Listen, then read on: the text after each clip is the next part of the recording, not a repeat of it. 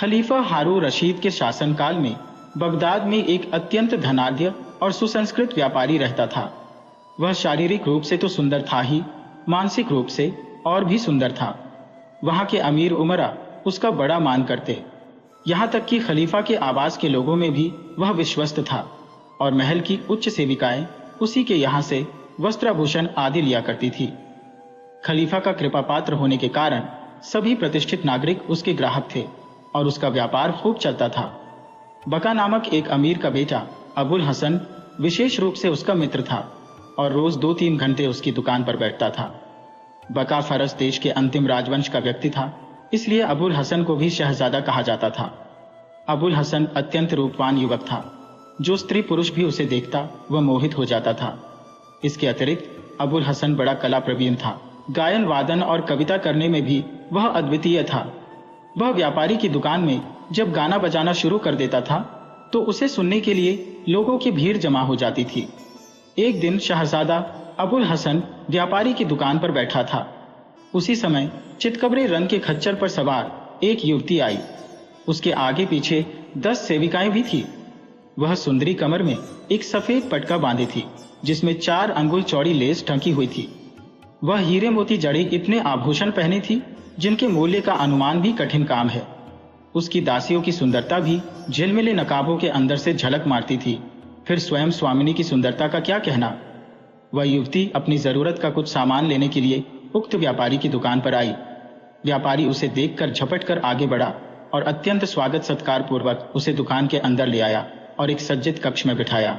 शहजादा अबुल हसन भी एक कमख्वाब से मड़ी हुई तिपाही ले आया और सुंदरी के सामने उसे रखकर उसके पांव उस पर रखे और झुककर कालीन की उस जगह का चुंबन किया जहां उसके पांव रखे थे। अब उस सुंदरी ने सुरक्षित स्थान समझकर अपने चेहरे का नकाब उतार दिया। शहजादा अबुल हसन उसके अनुपम सौंदर्य को देखकर आश्चर्यचकित रह गया। वह सुंदरी भी शहजादे के मोहक रूप को देखकर मोहित हो गई। दोनों एक दूसरे के प्रेम पाश में जकड़ गए। सुंदरी ने कहा कि आप बैठ जाइए, मेरे सन्मुख आपका खड़े रहना ठीक नहीं। अबुल हसन बैठ तो गया, किंतु चित्रवत उसे देखता ही रहा। वह सुंदरी शहजादे की दशा से समझ गई कि यह मुझ पर मुग्ध है। उसने उठकर व्यापारी को अलग ले जाकर अपनी इच्छित वस्तुओं के बारे में पूछताछ और मोड़भात किया और फिर उस शहजादे का नाम पता पूछा। व्यापारी ने कहा, महोदया, यह नौजवान अबुल हसन है। यह बका का पुत्र है। इसका दादा ईरान का अंतिम बादशाह था। इसके परिवार की कई कन्याएं खलीफा के वंश में ब्याही गई है। वह सुंदरी इस बात से बड़ी प्रसन्न हुई कि उच्च वंशीय है। उसने व्यापारी से कहा, मुझे यह नौजवान बड़ा सुसंस्कृत लगता है और इसके साथ बात करके मुझे बड़ी प्रसन्नता होती है। आपकी सहायता से मुझे इससे भेंट होने की आशा है। मैं एक विशेष दासी को आपके पास भेजूंगी। उस समय आप इसे अपने साथ लेकर मेरे यहाँ आए। मैं इसे अपने बाग और महल की सैर कराऊंगी और इससे उसका जी खुश होगा। आप मुझ पर कृपा करके इसे अपने साथ जरूर लाएं। व्यापारी समझ गया कि सुंदरी भी शहजादे पर मुग्ध है। उसने शहजादे को लाने का वादा किया। इसके बाद वह अनिंद सुंदरी अपने रूप की छटा बिखेरती हुई अपने घर को चल दी। शहजादा बड़ी देर तक टकटकी लगाए उस मार्ग को देखता रहा जहां से होकर वह गई थी। काफी देर इसी तरह बीती तो व्यापारी ने कहा, भाई, यह तुम्हें क्या हो गया है? एक ही जगह पागल की तरह देखे जा रहे हो। लोग तुम्हें इस दशा में देखेंगे तो कितना हंसेंगे। तुम अपने को संभालो और दूसरी बातों में ध्यान लगाओ। शहजादे ने कहा, मित्र, यदि तुम मेरे हृदय की दशा जानते तो शायद ऐसा न कहते। जब से मैंने उस मनमोहिनी को देखा है, मैं उसी का हो रहा हूं। उसका ध्यान बिल्कुल नहीं भुला पा रहा हूं। भगवान के लिए यह तो बताओ कि उसका नाम क्या है और वह कहाँ रहती है? व्यापारी ने कहा, मेरे प्यारे मित्र, इस सुंदरी का नाम शमसुन्निहार है। यह खलीफा की सबसे चहेती सेविका है। अबुल हसन ने कहा, यह सुंदरी यथा नाम तथा गुण है। शमसुन्निहार का अर्थ है दोपहर का सूर्य। इसका सौंदर्य वास्तव में दोपहर की सूर्य की भांति प्रखर है, जिस पर निगाह नहीं ठहरती। इसीलिए एक बार इसे देखने पर मैं और कुछ देख नहीं पा रहा हूं। व्यापारी ने समझाना चाहा कि उस सुंदरी के प्रेम में फंसना ठीक नहीं है। उसने कहा, यह खलीफा की सबसे प्यारी सेविका है और वे इसे इतना मानते हैं कि मुझे कह रखा है कि इसे जिस चीज की जरूरत हो इसे तुरंत दी जाए। यह मेरा निश्चित आदेश है। इस प्रकार व्यापारी ने और भी बातें कही कि खलीफा का प्रेम प्रतिद्वंद्वी बनने में जान का खतरा है, लेकिन अबुल हसन पर उसके समझाने बुझाने का कोई प्रभाव नहीं पड़ा और वह शमसुन्निहार के लिए तड़पता रहा। यह सब चल रहा था कि एक दिन शमसुन्निहार की भेजी हुई विशेष दासी आई। उसने चुपके से व्यापारी से कहा कि स्वामिनी ने आपको और शहजादे को बुलाया है। वे दोनों तुरंत उसके साथ हो लिए। शमसुन्निहार खलीफा के विशाल राजप्रासाद की एक कोने में बने हुए भव्य आवास में रहती थी। दासी दोनों आदमियों को अपनी स्वामिनी के आवास में एक गुप्त द्वार से ले गई। अंदर ले जाकर उसने दोनों को एक स्वच्छ और सुंदर स्थान पर बिठाया। तुरंत ही सुसंस्कृत सेवकों ने सोने की तश्तरियों में भांति भांति के खाद्य पदार्थ लाकर रख दिए। जब वे लोग जी भर खा चुके तो एक दासी उनके लिए सुगंधित मदिरा मूल्यवान प्यालों में लाई। मद्यपान के बाद उनके हाथ धुलवाए गए और भांति भांति के इत्र उनके सामने लाए गए, जिन्हें उन्होंने अपने कपड़ों पर मला। इसके बाद वही विश्वस्त दासी इन लोगों को एक अति सुंदर बारहदरी में ले गई। उसकी छत गुंबद की तरह थी और उसमें रत्न जड़े थे। सामने की ओर संगमरमर के 2 विशाल खेमे थे, जिनमें नीचे की ओर भांति भांति के पशु पक्षियों के सुंदर रंगों में मनोहारी चित्र बने थे। बारहदरी के फर्श पर भी तरह तरह के फूल बूटों के चित्र बने थे। एक ओर नाजुक सी 2 अलमारियां रखी थी, जिनमें चीनी, बिल्लौर, संगमूसा आदि के अत्यंत सुंदर पात्र रखे हुए थे। उन पात्रों पर सोने के पानी से बड़े सुंदर चित्र बने थे और सुलेख लिखे हुए थे। दूसरी ओर के खंभों में दरवाजे लगे थे, जिसके बाद बरामदा था। बरामदे के बाद बाग था। बाग की जमीन पर भी रंगीन पत्थर जड़े हुए थे। बारहदरी के दोनों ओर 2 सुंदर और बड़े हौज थे, जिनमें सैकड़ों फव्वारे छूट रहे थे। बाग में 20 तरह के पक्षी वृक्षों पर बैठे चहचहा रहे थे। यह लोग उस अनुपम शोभा का आनंद ले ही रहे थे कि बहुत सी दासियां जो सुंदर वस्त्राभूषण पहनी थी आई और बारहदरी में बिछी हुई सुनहरे काम की चौकियों पर बैठ गईं और तरह तरह के वाद्य यंत्र अपने सामने रखकर उन्हें ठीक करने लगी, ताकि आज्ञा मिलते ही गाना बजाना शुरू कर दें। यह दोनों भी ऐसे स्थान पर बैठ गए जहां से सब कुछ देख सके। उन्होंने देखा कि एक और ऊंची रत्न जटित चौकी रखी है। व्यापारी ने शहजादे से चुपके से कहा, अनुमानतः यह बड़ी चौकी स्वयं शमसुन्निहार के बैठने के लिए है। यह महल खलीफा के राजप्रासाद ही का एक भाग है, किंतु इसे विशेष रूप से शमसुन्निहार के लिए बनवाया गया है। कारण यह है कि खलीफा के महल में जितनी दासियां और सेविकाएं हैं, उनमें वह सबसे अधिक शमसुन्निहार ही को चाहता है। शमसुन्निहार को अनुमति है कि जहां चाहे खलीफा से पूछे बगैर चली जाए। खलीफा स्वयं भी जब इसके पास आना चाहता है तो पहले से संदेश भिजवा कर आता है। वह अभी आती ही होगी। व्यापारी शहजादे से यही वार्ता कर रहा था कि एक दासी ने आकर गाने वालियों से कहा कि गाना बजाना शुरू करो। उन लोगों ने तुरंत अपने अपने साजों को बजाना शुरू कर दिया और गाने वालियां गाने लगी। शहजादा उस स्वर्गोपम संगीत को सुनकर मुग्ध सा रह गया। इतने में दासियों ने शमसुन्निहार के आने की घोषणा की। शहजादा भी संभल कर बैठ गया। सबसे पहले वही विशेष और मुख्य दासी आई, जिसने 10 मजदूरिनों से उठवाकर बड़ी चौकी शहजादे के बैठने की जगह के पास रखवाई। फिर कई हबशिन बांदियां हथियार लेकर उस चौकी के पीछे पंक्तिबद्ध होकर खड़ी हो गईं। 20 गायिकाएं और वाद्यकर्मियां सामने खड़ी हो गईं, जहां से वह आने वाली थी। कुछ ही देर में मंद मंद हंसगति से चलती हुई शमसुन्निहार उन्हीं प्रतीक्षारत सेविकाओं के मध्य अपनी चौकी की ओर आने लगी। उसकी दासियां भी सुंदर थी, किंतु उसके रूप की छटा सबसे निराली थी। वह सिर से पांव तक रत्न जटित आभूषणों से लदी थी और 2 दासियों के कंधों पर हाथ रखे हुए धीरे धीरे चल रही थी। वह आकर अत्यंत शालीनता पूर्वक अपने आसन पर विराजमान हुई। बैठने के बाद उसने संकेत से उसका अभिवादन किया। फिर शमसुन्निहार ने गाने बजाने वाली सेविकाओं को आज्ञा दी कि अपनी कला का प्रदर्शन करें। हबशिनों ने गाने वालियों की चौकियां उस जगह के समीप लगा दी जहां व्यापारी और शहजादे की चौकी बिछी थी। वे गाने वालियां व्यवस्था पूर्वक अपनी चौकियों पर बैठ गईं। शमसुन्निहार ने एक गाने वाली से कहा कि कोई श्रृंगारिक राग गाओ। उसने अत्यंत मृदु स्वर में एक तड़पता हुआ गीत गाया। यह गीत शहजादे और शमसुन्निहार की दशा को व्यक्त कर रहा था। शहजादा भावातिरेक में बेहाल हो गया। उसने एक वादिका से बांसुरी ली और बांसुरी पर तड़पते हुए प्रेम की एक ध्वनि निकाली और बहुत देर तक उसे बजाता रहा। जब उसने बजाना खत्म किया तो शमसुन्निहार ने वही बांसुरी उससे ली और एक हृदयग्राही ध्वनि निकाली, जिसमें शहजादे की बजाय रागिनी से अधिक तड़प थी। शहजादे ने फिर एक वाद्य यंत्र लिया और एक अति मोहक रागिनी उस पर बजानी शुरू की। अब ऐसा वातावरण हो गया कि शहजादा और शमसुन्निहार इतने प्रेम विह्वल हो गए कि उनका संयम जाता रहा। शमसुन्निहार अपनी चौकी से उठकर बारहदरी के अंदरूनी हिस्से में जाने लगी। शहजादा भी उसके पीछे चल दिया। 2 क्षण बाद ही दोनों आलिंगनबद्ध हो गए और सुध-बुध खोकर जमीन पर गिर पड़े।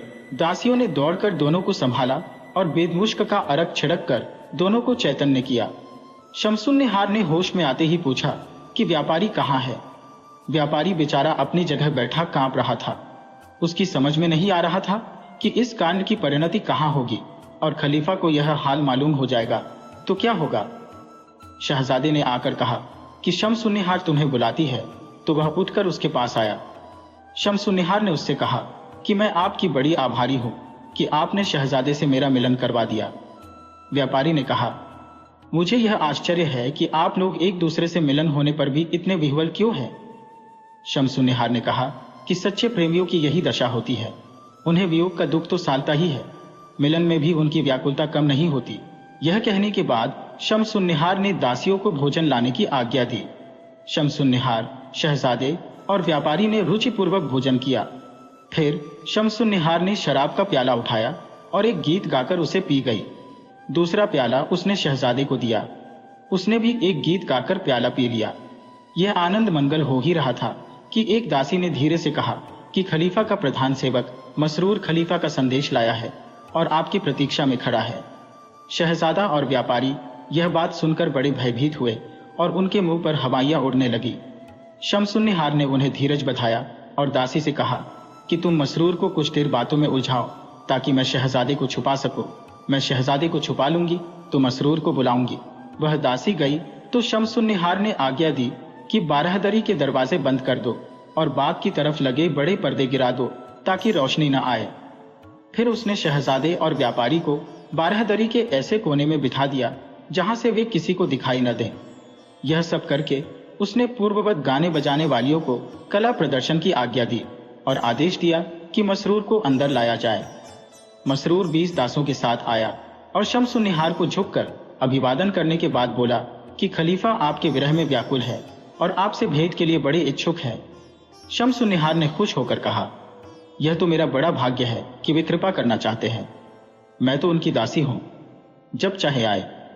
लेकिन मसरूर साहब, आप कुछ देर लगाकर ही उन्हें लाए। कहीं ऐसा ना हो कि जल्दी में खलीफा के स्वागत के प्रबंध में कुछ त्रुटि रह जाए।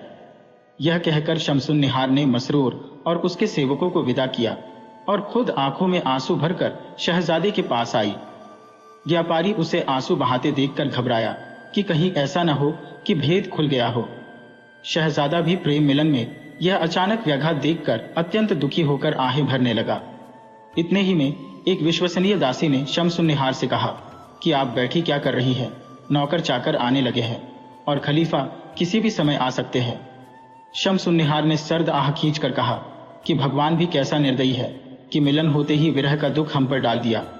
यह कहकर उसने दासी से कहा, इन दोनों को ले जाकर उस मकान में रखो जो बाग के दूसरे कोने पर है। इन्हें बिठाकर मकान में ताला लगा देना।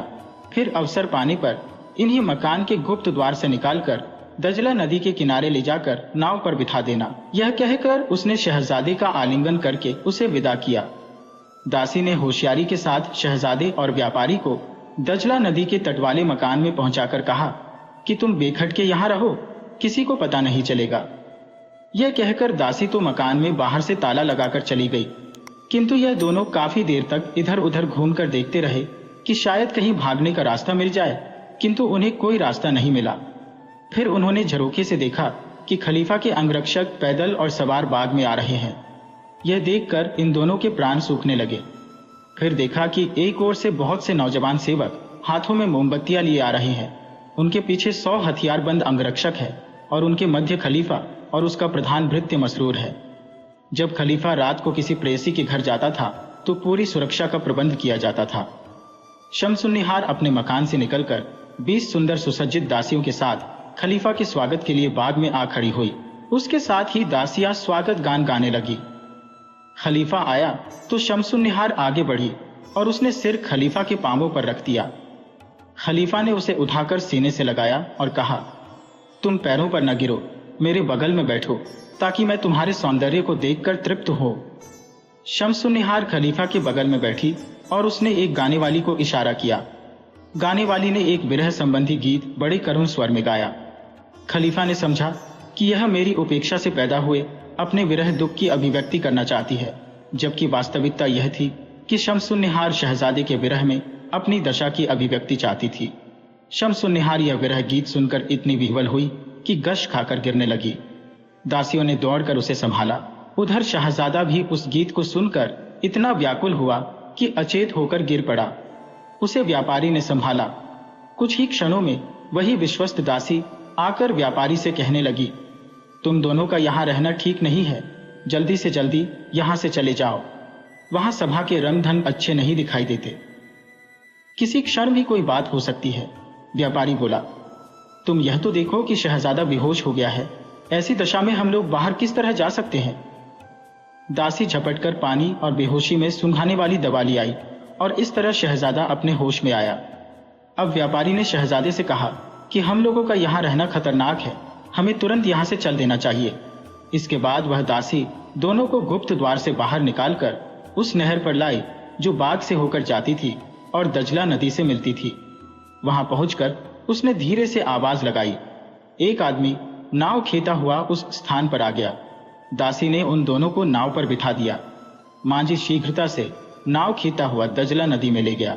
शहजादे की हालत अब भी खराब थी। व्यापारी उसे बराबर समझाता जा रहा था कि तुम अपने को संभालो, हमें दूर जाना है। अगर इस अरसे में हमें गश्त के सिपाही मिल गए तो हमारी जान के लाले पड़ जाएंगे, क्योंकि वे हमें चोर समझेंगे। अवस्था ही ठीक थी, न उसमें चलने की शक्ति ही अधिक थी। व्यापारी इसी चिंता में था कि क्या किया जाए। अचानक उसे याद आया कि उस जगह के समीप ही उसका एक मित्र रहता है। वह शहजादे को किसी तरह खींच खांच कर अपने मित्र के घर ले गया। मित्र उसे देखते ही दौड़ा आया। उसने दोनों को अपनी बैठक में लाकर बिठाया और पूछा कि तुम ऐसी हालत में कहां से आए हो। व्यापारी ने कहा, अजीब झंझट में पड़ा हूं। एक आदमी पर मेरा काफी रुपया उधार है। मुझे मालूम हुआ कि वह शहर छोड़कर भागा जा रहा है। मुझे उसका पीछा करके अपना रुपया वसूल करने की चिंता हुई। यह आदमी जो मेरे साथ है उस भगोड़े को जानता है। इसकी मदद से मैंने उसका पीछा किया, किंतु मेरा यह साथी रास्ते में अचानक बीमार हो गया। वह भगोड़ा भी मेरे हाथ से निकल गया और इस बीमार साथी को भी मुझे संभालना पड़ रहा है। अब हम लोग रात को यहाँ रहेंगे और सुबह ही यहाँ से चलेंगे। व्यापारी का मित्र शहजादे की चिकित्सा का यत्न करने लगा, किंतु व्यापारी ने कहा कि तुम कुछ चिंता न करो, ये रात भर आराम से सोएगा तो सुबह घर जाने योग्य हो जाएगा। मित्र ने दोनों के बिस्तर एक हवादार कमरे में लगा दिए। शहजादा सो तो गया, किंतु कुछ ही देर में उसने स्वप्न देखा कि शम्सुन्निहार मूर्छित होकर खलीफा के पांवों में गिर पड़ी है। वह जागकर फिर रोने बिसोरने लगा। व्यापारी भी खुदा खुदा करके रात काट रहा था ताकि सुबह होते ही अपने घर पहुंचे।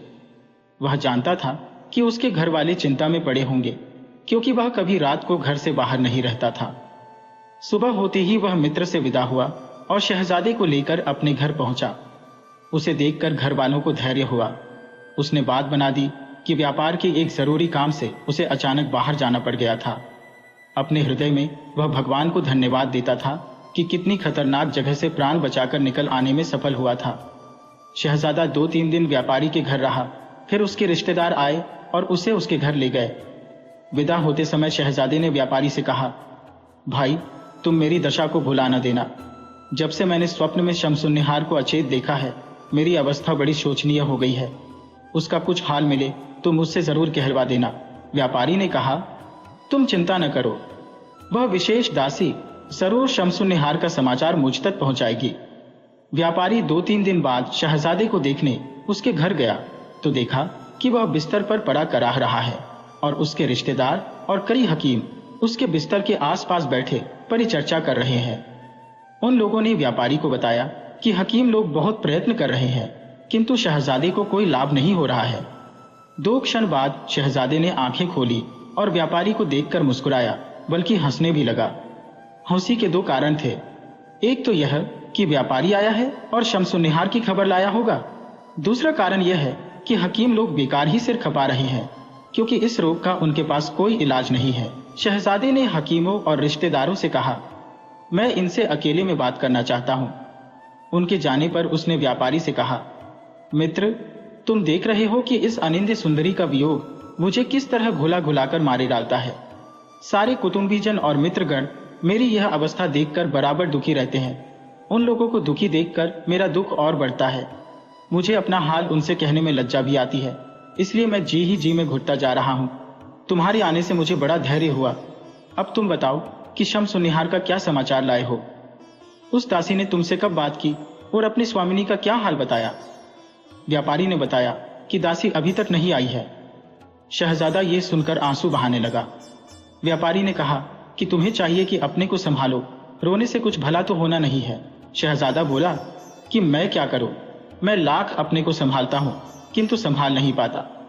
व्यापारी ने कहा तुम बेकार की चिंता न करो, दासी आज नहीं तो कल आएगी ही और शम्सुन निहार की कुशलता का समाचार देगी। इस प्रकार उसे बहुत कुछ धैर्य बंधाकर व्यापारी अपने घर आया। घर आकर देखा कि शम्सुन निहार की दासी उसकी प्रतीक्षा कर रही है। उसने व्यापारी से कहा कि अपना हाल बताओ कि तुम पर और शहजादे पर महल से निकलकर क्या बीती, क्योंकि विदा के समय शहजादे की हालत अच्छी नहीं थी। व्यापारी ने मार्ग के कष्ट और शहजादे की लंबी खिंचती बीमारी का उल्लेख किया। दासी ने कहा स्वामिनी का भी वही हाल है जो शहजादे का है। तुम्हें विदा करके जब मैं उनके महल में गई तो देखा कि बेहोश है। खलीफा को भी आश्चर्य था कि वह बेहोश क्यों हो गई। उसने हम लोगों से इस बेहोशी का कारण पूछा तो हम असली भेद को छुपा गए। हमने कहा हमें कुछ नहीं मालूम। हम लोग केवल रोते धोते रहे। कुछ देर में स्वामिनी की आंखें खुली। खलीफा ने पूछा शम्सुन निहार, यह बेहोशी तुम्हें क्यों आ गई? स्वामिनी ने कहा आपने अचानक मुझ पर इतनी कृपा की कि स्वयं आकर कृतार्थ किया। इसी आनंद अतिरेक को मैं न संभाल सकी और अचेत हो गई। मैं बड़ी हतभागिनी हूं कि आपने तो मुझ पर इतनी कृपा की और मैंने आपको चिंता में डाला। खलीफा ने कहा हम जानते हैं कि तुम्हें हमसे बड़ा प्रेम है। हम इस बात से बड़े प्रसन्न भी हैं। अब तुम किसी और कमरे में न जाना, यहीं बिस्तर लगवाकर सो जाना। ऐसा न हो कि चलने फिरने से तुम्हारी तबीयत और खराब हो जाए। यह कहकर खलीफा ने विदा ली। उसके जाने के बाद स्वामिनी ने मुझे संकेत से अपने पास बुलाया और तुम लोगों को हाल पूछा। मैंने कहा कि वे दोनों आनंद पूर्वक सकुशल यहां से चले गए। मैंने उन्हें शहजादे के बेहोश हो जाने की बात नहीं बताई। फिर भी उसने रोकर कहा शहजादे, न जाने मेरे विछोह में तुम पर क्या बीती होगी। ये कहकर वे फिर बेहोश हो गईं। दासियों ने दौड़कर उनके मुंह पर बेदमुश्क का अरक छिड़का तो वे होश में आई। मैंने कहा स्वामिनी, क्या आप इस तरह जान देंगी और हम सबको मारेंगी? आपको अपने प्रिय शहजादे की सौगंध है, अपना मन दूसरी बातों से भलाए। उन्होंने कहा तुम ठीक कहती हो, लेकिन मैं क्या करूं, मन ही वश में नहीं है। फिर उसने दासी को हटा दिया, सिर्फ मुझे अपने पास रहने को कहा। रात भर वह शहजादे का नाम ले लेकर रोती रही। सुबह मैं उसे उठाकर उसके मुख्य विश्राम कक्ष में ले गई। वहां खलीफा के आदेश से भेजा हुआ हकीम पहले ही से मौजूद था। कुछ देर में खलीफा स्वयं वहां आ गए। दवा दारू की गई, लेकिन उससे कोई लाभ नहीं हुआ। उल्टे उसकी दशा और गंभीर होती गई। 2 दिन बाद उसे रात को थोड़ी देर के लिए नींद आई। सुबह उठकर उन्होंने मुझे आज्ञा दी कि मैं तुम्हारे पास आऊं और शहजादे का समाचार लाकर उन्हें दूं। व्यापारी ने कहा उनसे कहो शहजादा बिल्कुल ठीक ठाक है, किंतु शम्स निहार की बीमारी की बात सुनकर बड़ा चिंतित है। उनसे यह भी कहना कि वे ध्यान रखे कि खलीफा के सामने उनके मुंह से कोई ऐसी बात न निकल जाए जिससे हम सब मुसीबत में फंस जाए। व्यापारी ने दासी से यह कहकर उसे विदा किया और स्वयं शहजादे के समीप गया और उसे बताया कि शम्सुन निहार ने तुम्हारा हाल पूछने के लिए दासी भेजी थी। उसने दासी से सुनी हुई बातें विस्तार पूर्वक शहजादे को बताईं। शहजादे ने व्यापारी को रात भर अपने पास रखा। सुबह व्यापारी अपने घर आया। कुछ ही देर हुई थी कि शम्सुन निहार की दासी उसके पास आई और उसे सलाम करके कहा कि स्वामिनी ने यह पत्र शहजादे के लिए भेजा है। व्यापारी उस दासी को लेकर शहजादे के पास गया और बोला कि शम्सुन निहार ने तुम्हारे लिए यह पत्र भेजा है और साथ ही अपनी दासी को तुम्हारी कुशलता जानने के लिए भेजा है। शहजादा यह सुनकर उठ बैठा। उसने दासी को बुलाकर पत्र उससे लिया और पत्र को चूमकर उसे आंखों से लगाया। पत्र में शम्सुन निहार ने अपनी वियोग व्यथा का वर्णन किया था। शहजादे ने उसका उत्तर लिखकर दासी को दे दिया। शहजादे से विदा होकर दासी और व्यापारी अपने अपने घर गए। व्यापारी चिंता में पड़ गया कि यह दासी रोज रोज मेरे पास आती है और मुझे रोज रोज उसे लेकर शहजादे के पास जाना पड़ता है। शहजादा और शम्सुन निहार तो एक दूसरे के प्रेम में पागल हैं, किंतु अगर खलीफा को पता चलेगा तो मैं मुफ्त में मारा जाऊंगा, मेरी सारी प्रतिष्ठा मिट्टी में मिल जाएगी और क्या जाने जान पर भी बनाए और मेरे परिवार पर भी मुसीबत पड़े। इससे अच्छा है कि मैं यह नगर ही छोड़ दूं और कहीं और जा बसूं। एक दिन व्यापारी इसी चिंता में अपनी दुकान पर बैठा था कि उसका एक मित्र जो जौहरी था उससे मिलने को आया। वह बराबर व्यापारी के पास शमसुन्निहार की दासी को आते और फिर दोनों को शहजादे के पास आते देख रहा था। व्यापारी को चिंतित देखकर वह समझा कि इस पर कोई बड़ी विपत्ति पड़ी है। अतएव उसने पूछा कि खलीफा के महल की दासी तुम्हारे पास क्यों आया करती है? व्यापारी को इस प्रश्न से भय हुआ।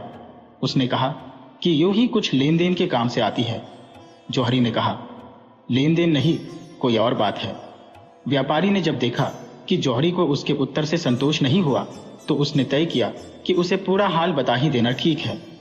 उसने भेद गुप्त रखने का वचन लेकर उससे कहा, शमसुन्निहार और फारस का शहजादा एक दूसरे से प्रेम करते हैं और मेरी मध्यस्थता से एक दूसरे का हाल पाते हैं। मैं सोचता हूं कि कहीं यह बात खलीफा को ज्ञात हो गई तो भगवान जाने मेरा क्या हाल होगा।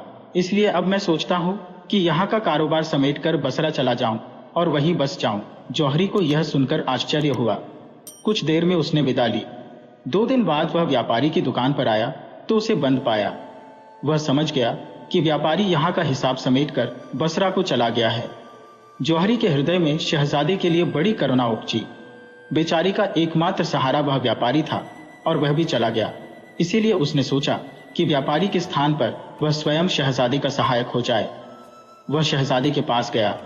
शहजादे ने यह जानकर कि वह एक प्रतिष्ठित जौहरी है उसका सम्मान किया और बिस्तर से उठकर बैठ गया और पूछा कि मेरे लायक क्या काम है। जौहरी ने कहा, यद्यपि मैं पहली बार आपसे मिला हूं तथापि मैं आपकी सेवा करना चाहता हूं। इस समय एक बात पूछना चाहता हूं। शहजादे ने कहा कि जो पूछना चाहें खुशी से पूछिए। जौहरी ने कहा, अमुक व्यापारी आपका बड़ा मित्र था, आप मुझे भी उसी की तरह विश्वसनीय समझिए। वह कह रहा था कि मैं बगदाद छोड़कर बसरा जा बसूंगा। आज मैं उसकी दुकान पर गया तो बंद पाया। मैं समझता हूं कि व्यापारी वास्तव में बसरा में जा बसा है। क्या आप बता सकेंगे कि उसके बगदाद छोड़ने और बसरा जाने के क्या कारण है? शहजादा जौहरी की बात सुनकर पीला पड़ गया और बोला, क्या तुम्हारी यह बात ठीक है कि व्यापारी बगदाद छोड़ गया? जौहरी ने कहा कि मेरा तो यही विचार है। शहजादे ने अपने एक नौकर से कहा कि व्यापारी के घर जाकर पता लगाए कि वह कहाँ है। सेवक ने कुछ देर बाद आकर कहा कि व्यापारी के घर वाले कहते हैं कि वह 2 दिन हुए बसरा चला गया है और वहीं रहेगा।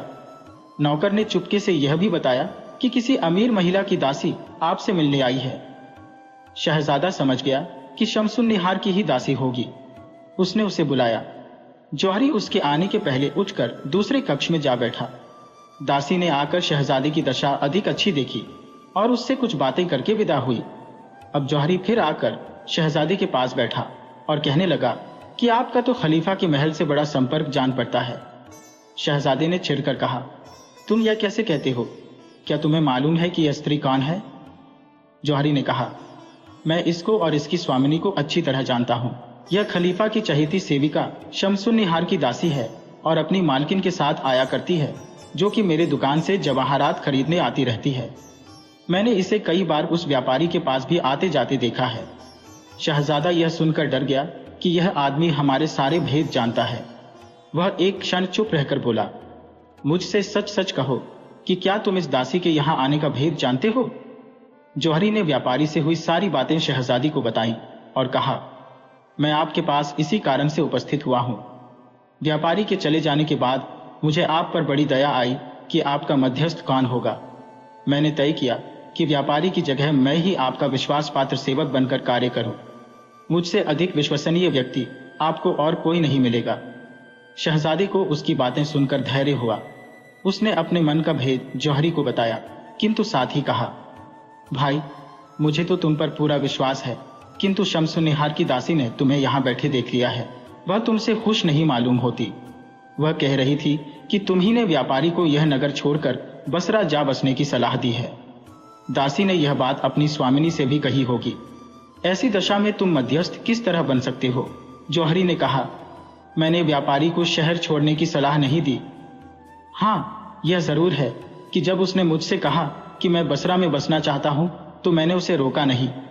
मैंने सोचा कि इस व्यक्ति को अपनी प्रतिष्ठा और अपनी जान बचाने की चिंता है, तो उसे क्यों रोका जाए।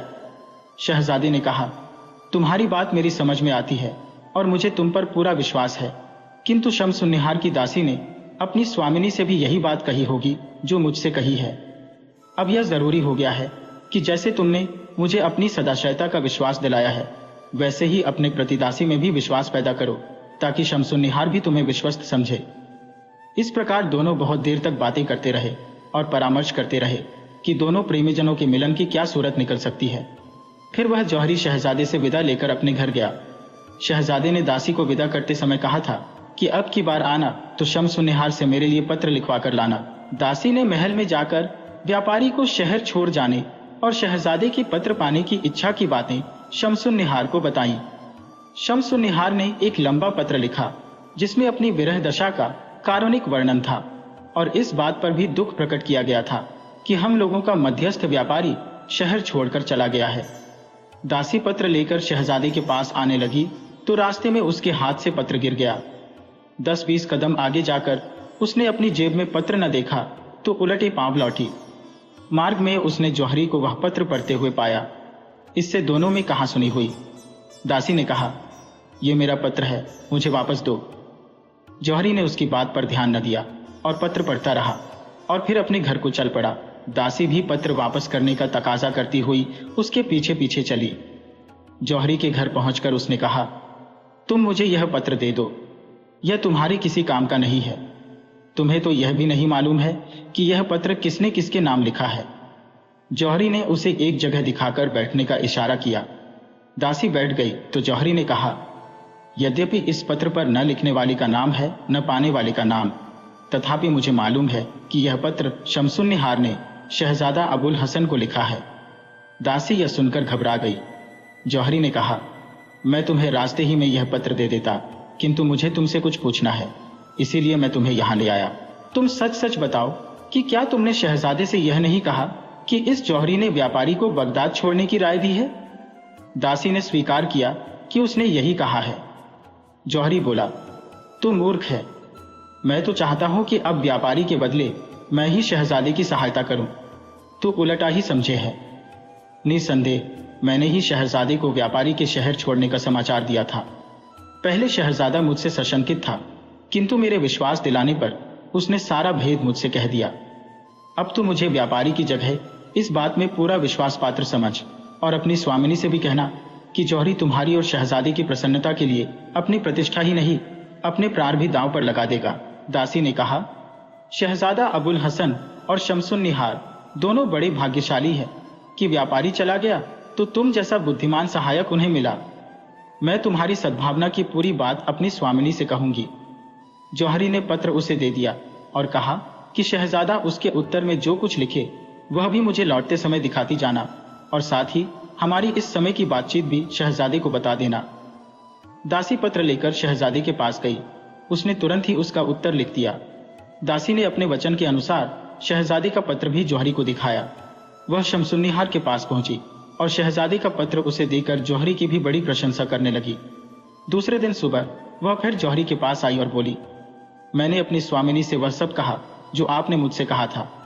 वह यह सुनकर अति प्रसन्न हुई कि व्यापारी चला गया, फिर भी आप उसका स्थान लेकर प्रेमियों के बीच मध्यस्थता के लिए प्रस्तुत हैं। मैंने आपकी शहजादे से हुई बातें भी उन्हें बताई और कहा कि आप उससे भी बढ़कर है। वह और भी खुश हुई और कहने लगी कि मैं चाहती हूँ कि ऐसे भले मानस से भेंट करूं जो बगैर कहे और बगैर पूर्व परिचय के खतरा उठाकर भी दूसरों की सहायता करने को राजी हो जाता है। मैं स्वयं उसकी बुद्धि और चतुरता देखना चाहती हूँ और तू उसे कल यहाँ लिया। जौहरी चिंतित होकर बोला, शम्सुन्निहार मुझे भी व्यापारी इब्न ताहिर जैसा समझे हैं। इब्न ताहिर को तो राजमहल में सब जानते थे और द्वारपाल उसे बेरोक टोक आने देते थे, मुझे कौन आने देगा। दासी ने कहा, जो कुछ आप कहते हैं वह बिल्कुल ठीक है, लेकिन शम्सुन्निहार मूर्ख नहीं है। उसने आपको बुलाया है तो आगा पीछा सोच ही लिया होगा। आप बेधड़क होकर मेरे साथ चलिए, आपको कोई परेशानी ना होगी। आपको कुशलता पूर्वक आपके घर पहुंचाने की जिम्मेदारी मेरी रही। इस प्रकार दासी ने उसे बहुत दिलासा दिया, किंतु वह किसी प्रकार भी राजमहल में जाने के लिए तैयार नहीं हुआ। फिर वह दासी शमसुन्निहार के पास पहुंची और उससे कहा कि जौहरी यहाँ आने से डरता है और मेरे लाख समझाने पर भी आने को राजी नहीं होता। शमसुन्निहार ने थोड़ी देर सोचकर कहा, उसका डरना ठीक ही है। मैं स्वयं ही गुप्त रूप से यहाँ से निकलकर उससे उसके घर में मिलूंगी। तुम जाकर उसे बता दो कि मैं उसके घर आकर उससे बात करना चाहती हूँ। दासी ने ऐसा ही किया। जौहरी के घर जाकर उसने कहा, आप कहीं बाहर न जाइए, कुछ ही देर में मैं मालकिन को लेकर आपके यहाँ आती हूँ। ये कहकर दासी वापस फिरी और कुछ देर में शमसुन्निहार को लेकर जौहरी के घर पहुंची। जौहरी ने बड़े आदरपूर्वक शमसुन्निहार का स्वागत करके उसे उच्च स्थान पर बिठाया। जब शमसुन्निहार ने अपने चेहरे से नकाब उतारा तो जौहरी उसे देखता ही रह गया। उसने सोचा कि अगर शहजादा इस स्वर्गोपम सौंदर्य के पीछे पागल है तो क्या आश्चर्य है। फिर शमसुन्निहार उससे बातें करने लगी। अपने प्रेम का पूरा वर्णन करने के बाद उसने कहा, मुझे तुझसे मिलकर बहुत प्रसन्नता हुई है। भगवान की बड़ी कृपा है कि इब्न ताहिर के चले जाने के बाद उसने हम दो प्रेमियों को तुम्हारे जैसा सहायक दिया है। अब मैं विदा होती हूँ, भगवान तुम्हारी रक्षा करें। शमसुन्निहार के जाने के बाद जौहरी शहजादे के पास गया। शहजादे ने उसे देखते ही कहा, मित्र, मैं तुम्हारी ही प्रतीक्षा कर रहा था। कल शमसुन्निहार की दासी ने मुझे उसका पत्र लाकर दिया, किंतु उससे तो मेरी विरह व्यथा और बढ़ गई। क्या यह संभव नहीं है कि परम सुंदरी शमसुन्निहार कृपा करके स्वयं ही कोई उपाय ऐसा करे जिससे हम दोनों का मिलन हो। इब्न ताहिर होता तो शायद कोई रास्ता निकलता। उसके जाने के बाद मेरी समझ में नहीं आता कि मैं किस तरह शमसुन्निहार से मिलूं। जौहरी ने कहा, इतना निराश होने की जरूरत नहीं है। मैंने आपके उद्देश्य की पूर्ति के लिए जो उपाय सोचा है उससे बढ़कर कोई उपाय नहीं हो सकता। यह कहकर जौहरी ने सविस्तार शहजादी को बताया कि किस प्रकार मैंने दासी को राजी किया और किस तरह शमसुन्निहार ने मेरे घर आकर मुझसे बातचीत की। उसने कहा कि आप दोनों की भेंट अवश्य होगी, किंतु मेरा या आपका राजमहल में जाना ठीक नहीं है। मैं एक सुंदर भवन को किराए पर लेने का प्रबंध करूंगा जहां आप दोनों मिल सकें। शहजादा यह सुनकर बड़ा खुश हुआ। उसने जौहरी का बड़ा आभार प्रकट किया और कहा कि तुम जैसा कहोगे वैसा ही करूंगा। जौहरी उससे विदा होकर अपने घर आया। दूसरे दिन दासी फिर आई। जौहरी ने कहा, बहुत अच्छा हुआ कि तुम आई, मैं तुम्हारी ही प्रतीक्षा कर रहा था। दासी ने कारण पूछा तो जौहरी ने कहा कि शहजादे का विरह में बुरा हाल है। तुम जैसे भी हो शमसुन्निहार को लाओ ताकि दोनों का मिलन हो सके। दासी ने कहा, स्वामिनी का भी शहजादे के विरह में यह हाल है जैसे कोई मछली गर्म बालू पर तड़प रही हो, किंतु आपका घर बहुत छोटा है, उन दोनों के मिलन के योग्य नहीं है। जौहरी ने कहा कि मैंने एक बड़ा मकान ठीक किया है, तुम मेरे साथ चलकर उसे देख लो। दासी ने उसके साथ वह मकान देखा और पसंद किया और बोली कि मैं अभी आती हूं। अगर स्वामिनी आने को राजी होती है तो मैं उन्हें लेकर तुरंत आ जाऊंगी। दासी विदा होकर कुछ ही देर में फिर जौहरी के पास आ गई और जौहरी को अशर्फियों की एक थैली देकर बोली, ये स्वामिनी ने इसलिए भिजवाई है कि आप उस बड़े मकान में आवश्यक साज सज्जा करा लें और नाश्ते, पलंग, मसनद आदि वहां पर तैयार रखिए।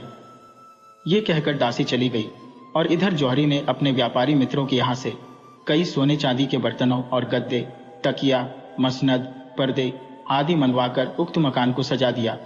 सारा प्रबंध करने के बाद वह शहजादे के पास गया और उससे अपने साथ चलने को कहा। शहजादा उत्तम और सजीले कपड़े पहनकर जौहरी के साथ चला। जौहरी उसे सुनसान गलियों से होकर बड़े मकान में ले आया। शहजादा मकान और साज सज्जा को देखकर प्रसन्न हुआ और जौहरी से इधर उधर की बातें करता रहा। दिन ढला और शमसुन्निहार अपनी उसी विशिष्ट दासी तथा अन्य दासियों को लेकर वहां गई। शहजादा और शमसुन्निहार दोनों एक दूसरे को देखकर ऐसे प्रसन्न हुए जिसका वर्णन शब्दों में नहीं हो सकता। बहुत देर तक तो वे बगैर बोले चाले एक दूसरे को एकटक देखते ही रहे। फिर दोनों ने अपनी अपनी विरह व्यथा का इतने कारुणिक रूप से वर्णन किया कि जौहरी की आंखों में आंसू आ गए और शमसुन्निहार की तीनों दासियां रोने लगी। जौहरी ने उन दोनों को तसल्ली दी और धैर्य से काम लेने के लिए समझाया बुझाया। फिर दोनों को उस जगह लाया जहां जलपान की व्यवस्था थी। जलपान के उपरांत वे लोग वहां पर आकर मसनदों पर बैठे जहां से उठकर नाश्ता करने गए थे। वे एक दूसरे से प्रीतिपूर्वक वार्तालाप करने लगे। शमसुन्निहार ने पूछा कि यहाँ कोई बांसुरी तो नहीं होगी। जौहरी ने सारा प्रबंध पहले ही कर रखा था। उसने एक बांसुरी लाकर दे दी। शमसुन्निहार ने बांसुरी पर बड़ी देर तक प्रेम और विरह को व्यक्त करने वाली एक धुन बजाई। इसके बाद शहजादे ने भी उसके जवाब में उसी बांसुरी पर बड़ी कारुणिक ध्वनि में एक विरह राग निकाला। इतने ही में मकान के बाहर बड़ा शोरगुल सुनाई दिया। 2 क्षण बाद जौहरी का एक नौकर दौड़ा दौड़ा आया और बोला कि द्वार पर बहुत से आदमी जमा है और वे द्वार तोड़कर अंदर आना चाहते हैं। उसने कहा कि जब मैंने उनसे पूछा कि तुम कौन हो और क्या चाहते हो, तो उन्होंने मुझे पीटना शुरू कर दिया और मैं जान बचाकर द्वार बंद कर के अंदर भाग गया। यह सुनकर जौहरी स्वयं द्वार पर गया कि देखे कि क्या बात है। द्वार खोला तो देखा कि 100 आदमी हाथों में नंगी तलवारें ले खड़े हैं। उसकी हिम्मत न उनसे बात करने की हुई न अंदर वापस आने की। वह एक पड़ोसी की, जिसे वह पहले से जानता था, दीवार पर चढ़कर उसके मकान में कूद पड़ा। उसने पड़ोसी को बताया कि मुझ पर क्या बीत रही है। पड़ोसी ने उसे घर के एक कोने में छुपा लिया। आधी रात को पड़ोसी की तलवार लेकर जौहरी बाहर निकला, क्योंकि उस समय सारा शोर थम गया था और निस्तब्धता छा गई थी। बड़े मकान में देखा तो उसे सुनसान पाया। न वहां शहजादा या शमसुन्निहार या उनकी दासियां थी, न कोई साज सामान या बर्तन भाड़े। मकान में घूमते घूमते एक कोने में उसे एक आदमी का शब्द सुनाई दिया। उसने पूछा, कौन हो? छुपे हुए आदमी ने उसकी आवाज पहचानी और बाहर निकल आया। वह जौहरी का एक सेवक था। जौहरी ने उससे पूछा कि वे हथियारबंद लोग क्या गश्त के सिपाही थे। उसने कहा, वे लोग गश्त के सिपाही नहीं थे, बल्कि डाकू थे और सब कुछ लूट कर ले गए। कई दिनों से यह लोग लूट मार कर रहे हैं और कई मोहल्लों में जाकर कई घरों में डाका डाल चुके हैं। जौहरी को भी विश्वास हो गया कि वे लोग डाकू ही थे, क्योंकि वे सारी चीजें भी लूट कर ले गए थे।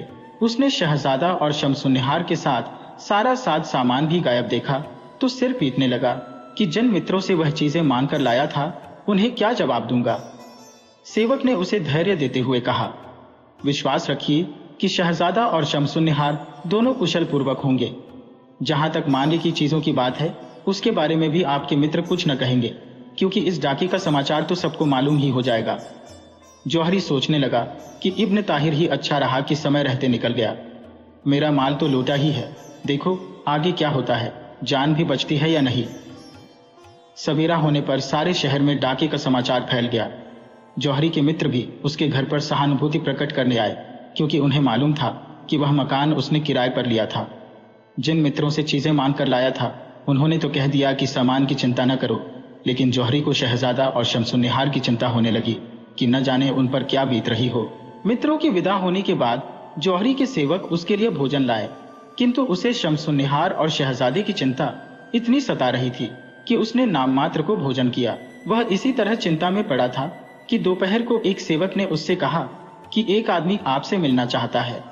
उस आदमी ने अंदर जाकर जौहरी से कहा कि यहाँ नहीं, अपने किराए वाले बड़े मकान में चलो, वही तुमसे बात करूंगा। जौहरी को आश्चर्य हुआ कि इस अजनबी को यह कैसे मालूम है कि मैंने कोई मकान किराए पर लिया था। आदमी उसे घुमावदार गलियों से होकर ले चला और बोला कि इन्हीं गलियों से होकर डकैत कल तुम्हारे घर आए थे। जौहरी को यह तो आश्चर्य हो ही रहा था कि इसे सब बातें मालूम कैसे हैं। इस बात पर भी आश्चर्य और भय हो रहा था कि वह उसे उसके दूसरे मकान में भी नहीं ले जा रहा था, बल्कि कहीं और ही ले जा रहा था। चलते चलते शाम हो गई। जौहरी बहुत थक भी गया था और उसका भय भी बहुत बढ़ गया था, किंतु उसकी कुछ कहने की हिम्मत नहीं पड़ रही थी। शाम को वे लोग दजला नदी पर पहुंचे और नाव से नदी पार करके नदी पार वाले क्षेत्र में भी गलियों में चलते चलते एक मकान के सामने पहुंचे, जहां खड़े होकर उस आदमी ने ताली बजाई। दरवाजा खुलने पर वह आदमी जौहरी को अंदर ले गया। अंदर 10 व्यक्ति बैठे थे, जिन्होंने जौहरी का स्वागत किया और आदर पूर्वक अपने पास बिठाया। कुछ देर में उनका सरदार आया, जिसके बाद सबने भोजन किया। भोजन के बाद उन लोगों ने जौहरी से पूछा कि क्या तुमने कभी पहले भी हमें देखा है? उसने कहा कि न तो मैंने पहले तुम लोगों ही को देखा, न नदी पार के इस हिस्से की गलियां ही देखी। फिर उन लोगों ने कहा कि कल रात जो कुछ तुम्हारे साथ हुआ वह साफ साफ बताओ। जौहरी ने आश्चर्य से कहा कि तुम लोगों को यह कैसे मालूम कि कल रात मेरे साथ कोई विशेष घटना घटी थी?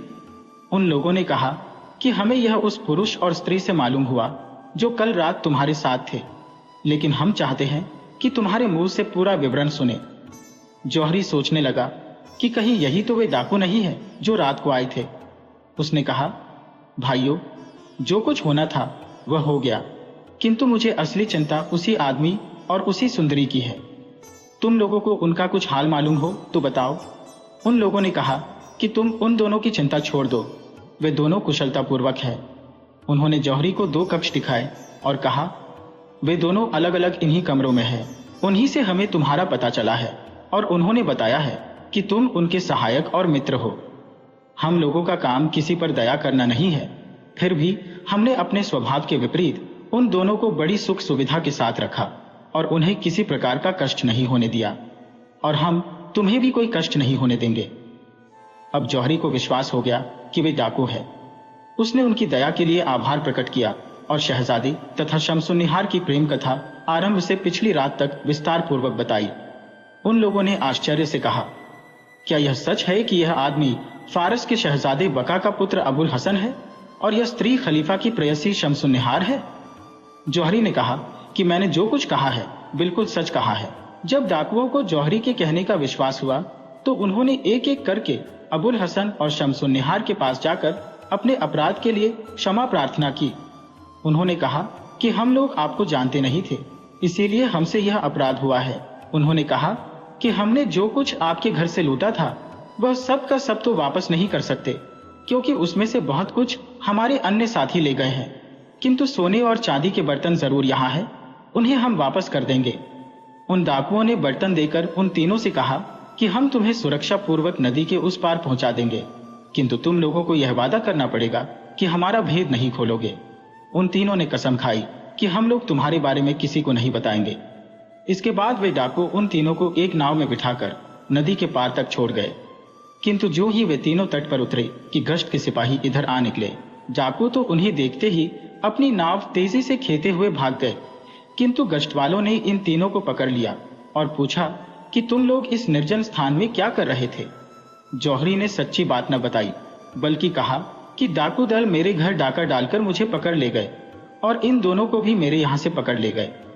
आज न जाने क्या सोचकर उन्होंने हम सभी को नदी पार पहुंचा दिया और लूटा हुआ कुछ माल भी वापस कर दिया। उसने कहा कि वे लोग जो नाव में नदी पार कर रहे हैं डाकू ही है। गश्त के मुखिया ने उसकी बात का विश्वास कर लिया। उसे छोड़कर शहजादे और शमसुन्निहार से पूछने लगे कि तुम लोग कौन हो और इस सुंदरी को उसके घर से कौन लाया है? इस पर शहजादा तो कुछ न बोला, किंतु शमसुन्निहार ने गश्ती दल के मुखिया को अलग ले जाकर कुछ कहा। उसने तुरंत घोड़े से उतरकर उसे सलाम किया और आदेश दिया कि 2 नावें लाई जाएं।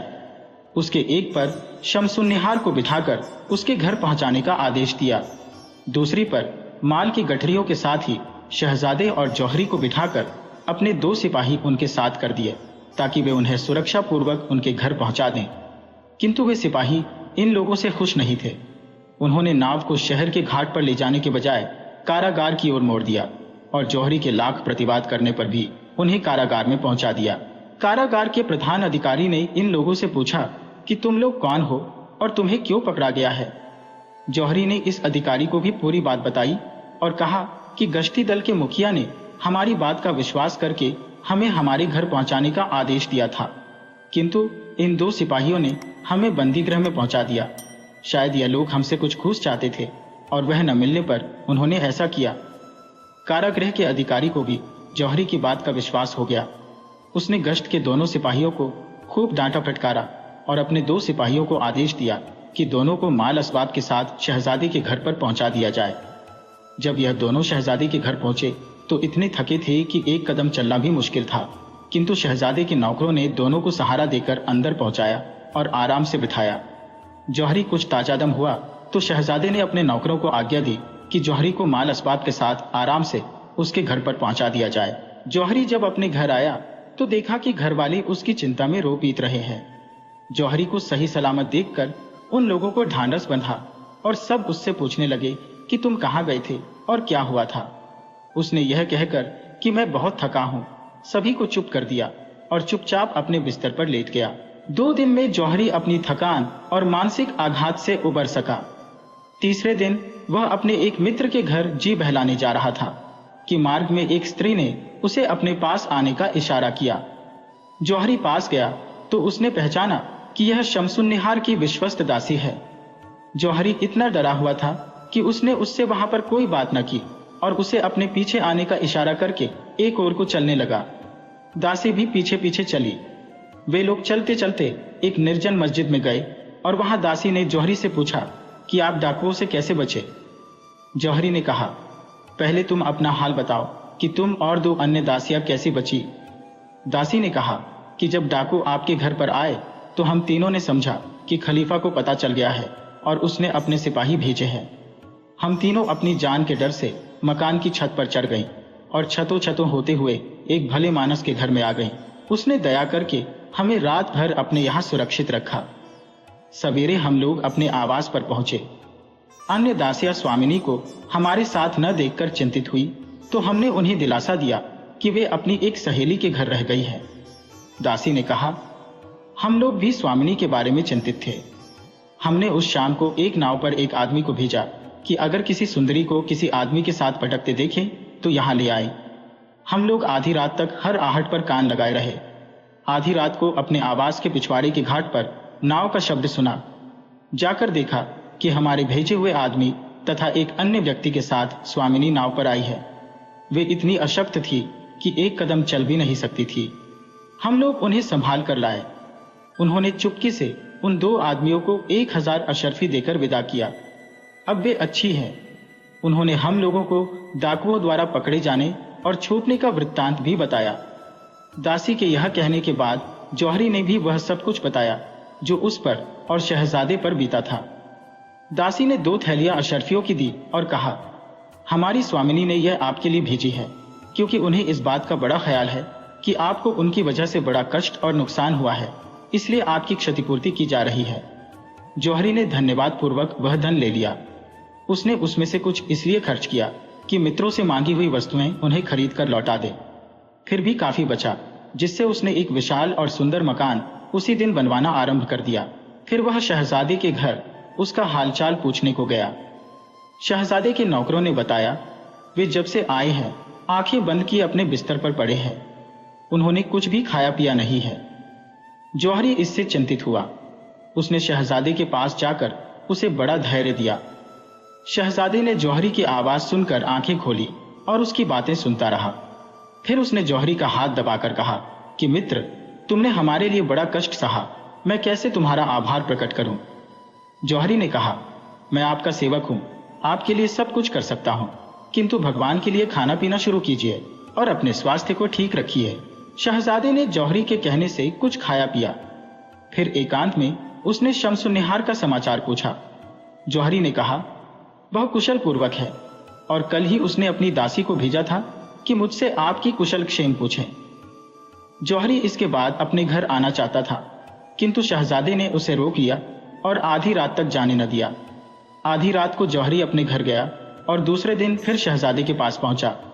शहजादे ने चाहा कि जौहरी की क्षतिपूर्ति के निमित्त कुछ धन दे दे, किंतु जौहरी ने न लिया और कहा कि मुझे शमसुन्निहार ने काफी धन इस हेतु दे दिया है। दोपहर को जौहरी शहजादे से विदा होकर अपने घर पहुंचा। उसे घर पहुंचे बहुत देर न हुई थी कि शमसुन्निहार की वही विश्वस्त दासी रोती पीटती उसके घर पहुंची। उसने बताया कि अब तुम्हारी और शहजादे की जान खतरे में है। अगर तुम लोगों को अपने प्राण प्यारे हैं तो तुरंत शहर छोड़कर कहीं को निकल जाओ।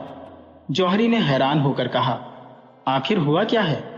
तू क्यों इतना रो पीट रही है और क्यों मुझे इतना भय दिखा रही है? साफ साफ पूरी बात बता। उस दासी ने कहा, जब हम लोग उस मकान से भागकर अपने आवास पर पहुंचे और बाद में शमसुन्निहार भी घर पहुंची तो उसने मेरे साथ की 2 दासियों में से एक को किसी बात पर रुष्ट कर उसे दंड देने की आज्ञा दी। उस पर बहुत मार पड़ी और वह उसी रात को भय और क्रोध के कारण शमसुन्निहार के महल से भाग गई और महल के रक्षकों के प्रधान के पास शरण लेने चली गई। उस दासी ने रक्षकों के प्रमुख से उस रात का सारा हाल बता दिया। रक्षकों के प्रमुख ने उसे न जाने क्या सलाह दी। फिर वह खलीफा के महल में चली गई और संभवतः उसने खलीफा को भी सारी बातें बता दी। खलीफा ने 20 सिपाही भेजकर शमसुन्निहार को पकड़वा कर बुलाया। इसके आगे मुझे नहीं मालूम कि उसने उसे मरवा डाला या कुछ और किया। मैं यह देखकर सारा हाल तुमसे कहने आई हूं। यह सुनकर जौहरी के होश उड़ गए। उसने फिर शहजादे के मकान की ओर दौड़ लगाई।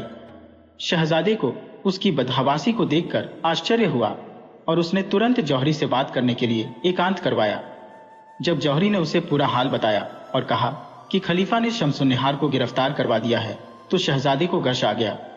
कुछ देर में होश आने पर उसने पूछा कि शमसुन्निहार के लिए क्या किया जा सकता है। जौहरी ने कहा कि आप शमसुन्निहार के लिए कुछ नहीं कर सकते, लेकिन यहाँ रहे तो स्वयं भी मरेंगे और मुझे भी मरवा डालेंगे। आप कृपा करके फौरन उठिए और मेरे साथ इब्नाजपुर की ओर प्रस्थान करिए। किसी समय भी खलीफा के सिपाही आकर हम दोनों को पकड़ सकते हैं और बाद में हम दोनों बड़े निरादर पूर्वक मारे जाएंगे।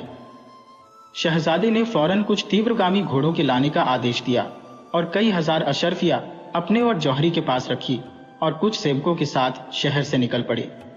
कई रोज वे उसी तरह रात दिन चलते रहे। एक दिन दोपहर के समय वे थकान के कारण आराम करने के लिए वृक्षों के नीचे लेटे। इतने में डाकुओं के एक दल ने उन पर आक्रमण कर दिया। शहजादे के नौकरों ने उनका सामना किया, किंतु सब मारे गए। डाकुओं ने शहजादे और जौहरी के सारे हथियार, घोड़े और धन ले लिया, बल्कि उनके शरीर के कपड़े भी उतार लिए और उन दोनों को वैसा ही असहाय छोड़कर चले गए। शहजादे ने कहा, संसार में मुझसे अधिक अभागा कौन होगा कि एक विपत्ति समाप्त नहीं होती कि दूसरी आ पड़ती है। यदि इस्लाम में आत्महत्या को पाप न समझा जाता तो मैं अपनी जान अपने हाथों दे देता।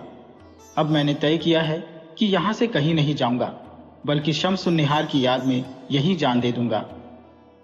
जौहरी ने उसे बहुत समझाया बुझाया कि इस प्रकार निराश नहीं होना चाहिए और भगवान की इच्छा को स्वीकार करना चाहिए। बहुत समझाने पर शहजादा उठा और दोनों एक पगडंडी पर चलने लगे। कई मील चलकर इन्हें एक मस्जिद मिली। वे दोनों भूखे प्यासे रात भर वहीं पड़े रहे। सवेरे एक भला मानस वहां नमाज पढ़ने आया। नमाज के बाद उसने दो आदमियों को एक कोने में दुबक कर बैठे देखा। उसने कहा कि तुम लोग परदेसी जान पड़ते हो। जौहरी ने कहा, हमारी दशा आप देख ही रहे हैं। हम लोग बगदाद से आ रहे थे कि रास्ते में डाकुओं ने हमें लूट लिया, कुछ भी हमारे पास न छोड़ा। उस आदमी ने कहा कि आप लोग मेरे घर चलें और आराम करें। जौहरी बोला, कैसे चलें? वे लोग हमारे कपड़े भी ले गए और हम नंगे बैठे हैं। उस आदमी ने बाहर जाकर अपने घर से दो चादरें ली और मस्जिद में आकर इन लोगों से चलने को कहा। अब जौहरी को कुछ और ही शक हुआ कि यह आदमी इतना कृपालु क्यों है। उसने सोचा, कहीं ऐसा तो नहीं कि खलीफा ने हम लोगों की गिरफ्तारी के लिए इनामी इश्तिहार दिया हो और यह इनाम के लालच में हमें पकड़वाना चाहता हो। उसने कहा, आपकी कृपा के लिए धन्यवाद, किंतु बीमारी और भूख से मेरे साथी की हालत खराब हो गई है और वह चलने फिरने के योग्य नहीं है। उस भले आदमी ने एक नौकरानी से उन दोनों के लिए कुछ खाना भी भिजवा दिया। जौहरी ने पेट भर खाना खा लिया, किंतु शहजादे की हालत वास्तव में खराब थी। उससे एक कौर भी नहीं खाया गया। उसने समझ लिया कि मेरा अंत समय आ गया है और वह जौहरी से बोला, भाई, अब मैं बच नहीं सकता। तुम देख ही रहे हो कि मैंने शमसुन्निहार के प्रेम में क्या क्या विपत्तियां उठाई और इस अंत समय में भी उसी की याद कर रहा हूं। मुझे मरने का दुख नहीं है। अब तुमसे अंतिम प्रार्थना है कि मैं मर जाऊं तो मेरे शव को कुछ दिनों के लिए इसी भले आदमी की निगरानी में छोड़ना और बगदाद जाकर मेरी माता को मेरी मृत्यु की सूचना देना और कहना कि यहां से मेरी लाश उठवा कर ले जाए और विधिपूर्वक दफन करवाए। ये कहकर शहजादे ने अपने प्राण छोड़ दिए। जौहरी उसके लिए बहुत देर तक विलाप करता रहा। उस दिन उस भले आदमी के पास लाश रखवाकर एक यात्री दल के साथ बगदाद की ओर चला। बगदाद पहुंचकर उसने शहजादे की मृत्यु की सूचना उसकी मां को दी। बेचारी वृद्धा जवान बेटे के लिए सिर पीट पीट कर बहुत रोई। फिर कई सेवकों के साथ वहां गई जहां शहजादे का शव रखा हुआ था। इधर जौहरी अपने घर में बैठा शोक मना रहा था कि उसके पूरे प्रयत्नों के बाद भी इस प्रेम प्रसंग का ऐसा दुखद अंत हुआ। एक दिन वह इसी शोक में अपने घर के सामने घूम रहा था कि उसे शमसुन्निहार की वही विश्वस्त दासी मिली। वह उसे अपने घर में ले गया और उसे बताया कि उसकी सूचना के बाद जब शहजादे के साथ में भागा तो क्या हुआ और किस प्रकार उस शहजादे ने शमसुन्निहार की याद करते हुए प्राण छोड़ दिए। और अब शहजादे की मां अपने बेटे की लाश लेने गई है। यह सुनकर दासी भी सिर पीट पीट कर रोने लगी। बाद में दासी ने कहा, अब शमसुन्निहार भी इस दुनिया में नहीं है। खलीफा ने उसे पकड़वा मंगाया तो उसने खलीफा के सामने स्वीकार कर लिया कि वह अबुल हसन के प्रेम में पागल है। अबुल हसन का नाम लेने के साथ ही वह इस तरह तड़पने और छटपटाने लगी कि उसके सच्चे प्रेम से खलीफा भी प्रभावित हुआ और उसके हृदय में क्रोध के बजाय सहानुभूति जागृत हो गई। उसने शमसुन्निहार को गले लगाया और बहुत कुछ भेंट और पारितोषिक देकर उसे विदा किया। उसने अपने महल में आकर मुझसे कहा कि तूने मेरे साथ बड़ा उपकार किया है, किंतु मैं भी अब 2 घड़ी की मेहमान हूं। मैंने उसे धैर्य दिया और कहा, ऐसी बातें नहीं करनी चाहिए। शाम को खलीफा फिर उसके पास आया और गाना बजाना शुरू हुआ, किंतु प्रेम संगीत ने उसकी दशा खराब कर दी और वह मर गई। खलीफा ने पहले तो उसे बेहोश समझा और उसे होश में लाने के बहुत प्रयत्न करवाता रहा, किंतु जब निश्चय हुआ कि वह मर गई तो उसने शोक में आज्ञा दी कि समस्त वाद्य यंत्र तोड़ दिए जाए। अब उस सभा में संगीत के बदले रुदन के स्वर उठने लगे। खलीफा खुद भी वहां अधिक न बैठ सका और अपने महल को चला गया। मैं रात भर स्वामिनी के शव के पास बैठी रही। सुबह मैंने लाश को नहलाया और महल के अंदर बड़े मकबरे में, जहां दफन होने की अनुमति शम्स-उन-निहार ने पहले ही खलीफा से ले ली थी, दफन किया। अब मैं चाहती हूं कि जब शहजादे की लाश आए तो उसे भी स्वामिनी की कब्र के बगल में गाड़ा जाए, ताकि दोनों प्रेमी मरकर तो एक जगह रहे। जौहरी ने कहा कि खलीफा की अनुमति के बगैर यह कैसे संभव है। दासी ने कहा, इसकी चिंता न करें। खलीफा ने मुझसे कहा कि तू हमेशा उसकी वफादार रही, अब मरने के बाद भी उसकी सेवा में रह और उसकी कब्र की देखभाल कर। खलीफा ने मुझे वहां का सारा अधिकार दे दिया है। वैसे भी उसे शहजादे और शम्स-उन-निहार के प्रेम का हाल मालूम है और वह इस प्रसंग से नाराज भी नहीं है। जब शहजादे की लाश बगदाद पहुंची तो जौहरी ने उस दासी को इसकी सूचना भिजवाई। वह आकर शहजादे की लाश को शहजादे की माता की अनुमति लेकर महल वाले मकबरे में ले गई। शहजादे की शव यात्रा में हजारों आदमी शामिल थे। अंततः शहजादे को भी अपने प्रेयसी के बगल में दफन कर दिया गया। तब से दूर दूर के देशों से लोग आकर उनकी कब्रों पर मनौती मानते हैं। शहरजाद ने यह कथा समाप्त की तो उसकी बहन दुनियाजाद ने कहा कि यह कहानी बहुत ही सुंदर थी, क्या तुम्हें और भी कोई कहानी आती है? शहरजाद बोली, यदि मुझे आज प्राणदंड न मिला तो मैं कल शहजादा कमरुज्जमा की कहानी सुनाऊंगी। बादशाह शहरयार ने नई कहानी सुनने के लालच में उस दिन भी शहरजाद का वध नहीं करवाया और अगली सुबह के पूर्व शहरजाद ने नई कहानी आरंभ कर दी। वीडियो अच्छी लगी हो तो इसे लाइक करें और ऐसी ही मजेदार कहानियों के लिए चैनल को सब्सक्राइब करें और बेल आइकन दबाएं। ज़्यादा से ज़्यादा अपने दोस्तों को शेयर करें। धन्यवाद।